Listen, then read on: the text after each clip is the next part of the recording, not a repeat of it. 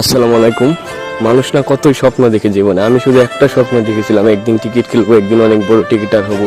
আসলে আমার স্বপ্ন আমাকে যে এত দূর নিয়ে আসবে আমি কোনোদিন ভাবিনি। আজ দেখেন এই রুমে শুধু মাঠের কোণে একলা আমি পড়ে থাকি, একলা এখানেই থাকি।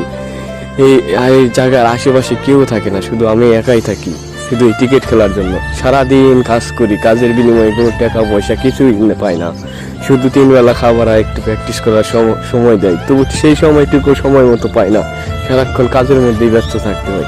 আসলে বাবার যদি অর্থ না থাকে, আমার মতো মধ্যবিত্ত ছেলের জন্য ক্রিকেট শুধু স্বপ্ন হয়। জীবনে কত চেষ্টা না করলাম এই ক্রিকেট খেলার জন্য, কিন্তু ভাগ্য আমার সাথে কোনো সময় সহায় হলো না, সবসময় কষ্টের মধ্যেই কেটে গেল।